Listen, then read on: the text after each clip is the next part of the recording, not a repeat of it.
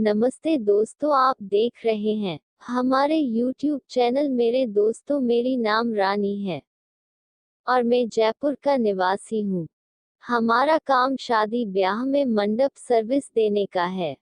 दुकान पर ज्यादातर काम हमारे नौकर चाकर करते हैं और फंक्शन की साइट पर भी वही लोग मंडप लगाने जाते हैं। पूरा दिन दुकान पर टाइम निकलता नहीं है तो कई बार बाइक लेकर घूमने निकल जाता हूँ। मेरे पापा वैसे तो ठंडे दिमाग के हैं, पर काम में ध्यान ना दूं तो इतनी खरी होती सुनाते हैं कि मेरे कान के कीड़े मर जाते हैं। इसलिए अधिक समय मुझे दुकान पर ही बिताना पड़ता है। दुकान पर मैंने टीवी भी लगा रखा है। ज्यादातर मैं उस पर डिस्कवरी चैनल देखता रहता हूँ।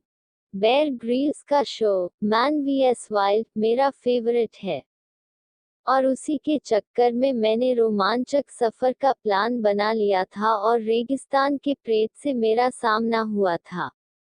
उस भिड़ंत में मैं और मुन्ना मरते मरते बचे थे। मैंने और मेरे दोस्त मुन्ना ने एक रात रेगिस्तान में बेयर ग्रिल्स स्टाइल में कैंपिंग करने का फैसला किया।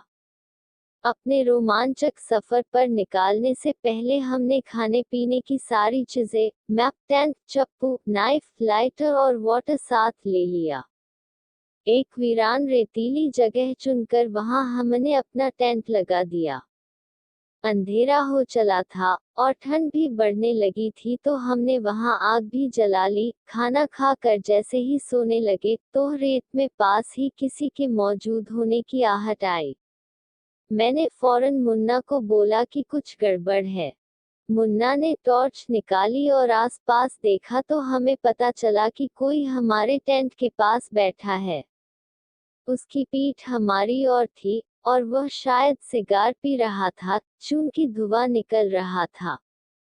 सिर के बाल उसके बहुत छोटे थे और उसके सिर के पीछे एक लंबी सी चोटी थी।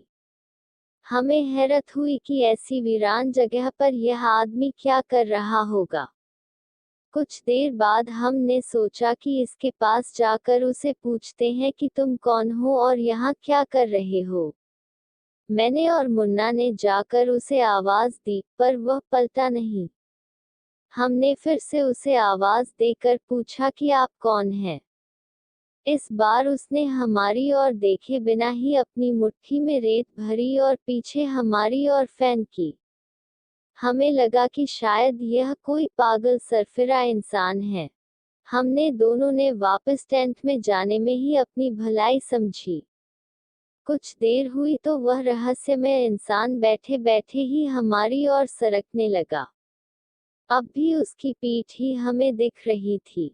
छोटे बच्चों की तरह घीसट घीसट कर वह हमारे टेंट के 10 फीट की दूरी पर आ गया। अब हमें डर भी लग रहा था और गुस्सा भी आ रहा था। मुन्ना ने उसे फौरन ललकारा कि यहाँ से सीधी तरह से जाता है कि मार खाकर ही जाएगा। हमारे पास हथियार भी है, कुछ गड़बड़ की तो जान से जाएगा। मुन्ना की धमकी सुनकर वह आदमी धीमी आवाज में हंसने लगा। अब तो मेरा भी सब्र जवाब दे गया था। मैंने मुन्ना से कहा कि तू इसको दाएं से घेर और मैं बाएं से घेरता हूँ। साले को घसीट घसीट कर मारेंगे, रेत उड़ाता है ना, आज इसकी हेकड़ी निकाल देते हैं। जैसे ही हम उसकी दोनों ओर से उसके मुंह की तरफ गए, हमारे होश उड़ गए। हमने देखा कि उसकी आंखें ही नहीं थी, वहां काले गड्ढे थे और उसके हाथ में कोई सिगार नहीं थी। उसकी आंखों की जगह मौजूद गड्ढों से धुआं निकाल रहा था। मैं और मुन्ना तो पगला गए। हम वहां से भागकर जाते भी तो कहाँ जाते, घनघोर अंधेरा था। हम दौड़कर टेंट में घुस गए और एक दूसरे को पकड़ लिया। अचानक वह चोटी वाला प्रेत खड़ा हो गया और हमारी ओर मुड़ा। हमें तो लगा कि आज जान से जाएंगे। मेरे तो रोंगटे खड़े हो गए थे और मुन्ना तो उसकी ओर देख भी नहीं रहा था। टेंट के सामने आग के परे वह बिना आंखों वाला खतरनाक प्रेत रुक गया और कुछ इशारा करने लगा, शायद उसे कुछ चाहिए था। मैंने गौर किया तो मुझे समझ आया कि उसे टेंट में पड़ी चादर चाहिए थी।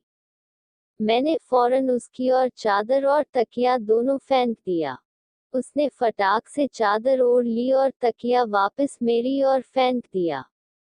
कुछ देर वह हमारे आसपास ही घूमता रहा और फिर न जाने क्या हुआ कि वह दौड़ता हुआ अंधेरे में गुम हो गया। हम दोनों दोस्त मौत के खौफ से पूरी रात जागते रहे और डर के मारे कांपते रहे।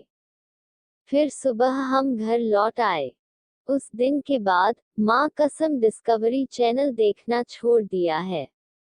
हमें पता नहीं कि वह प्रेत क्यों हमारी चादर मान गया, उसकी आंखें क्यों नहीं थी, और उसने हमें जिंदा क्यों छोड़ दिया। कई लोग तो हमारी बातों का विश्वास तक नहीं करते हैं, पर मुझको और मुन्ना को मालूम है कि उस रात हम किस दरिंदे प्रेत की चपेट में आए।